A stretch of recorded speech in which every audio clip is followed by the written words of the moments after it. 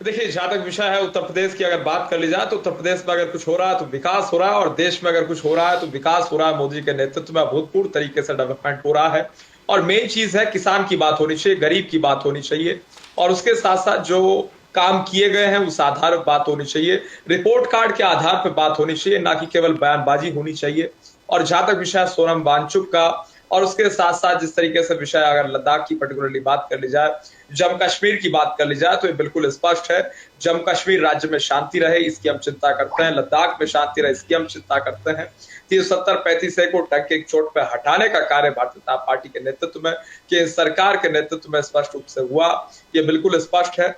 और उसके साथ साथ जहां तक विषय है उत्तर प्रदेश का या देश भर का, मैं समझता हूं हम सबका साथ, सबका विश्वास, सबका प्रयास इस नारे के आधार पर चलते हैं।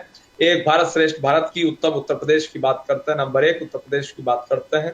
और उसके साथ साथ जहां तक विषय एक तरीके से जहां तक विषय मेरे दादाजी को भारत रत्न के संबंध में बात की गई, तो मैं समझता हूँ हमारे प्रधानमंत्री जी को मैं चिट्ठी लिखी और जितने टीवी चैनल्स हैं उनमें मैंने बाइट दी इस चीज को लेकर बिल्कुल स्पष्ट तरीके से। और आज राष्ट्रीय महामंत्री संगठन बीएल संतोष जी ने बुलाया, बकायदा आधे घंटे से ज्यादा हमारी उनसे इसी विषय बात मेरी हुई पर्टिकुलरली। तो पूर्ण रूप से भारतीय जनता पार्टी इस चीज के समर्थन में और इसमें कोई दो राय नहीं है। और जहां तक विषय मांग का, तो मैं समझता हूँ भारतीय जनता पार्टी में right to freedom of speech है, ऐसा भारतीय जनता पार्टी का मानना है, मोदी जी का ही मानना है। और आज महामंत्री संगठन बीएल संतोष जी का पूर्ण रूप से मानना था, सबका पूर्ण रूप से समर्थन है, आशीर्वाद है, कोई किसी रूप में समस्या नहीं है। और भारतीय जनता पार्टी एक लोकतांत्रिक राजनीतिक दल है जिसमें सबको स्पष्ट रूप से बोलने का अधिकार है।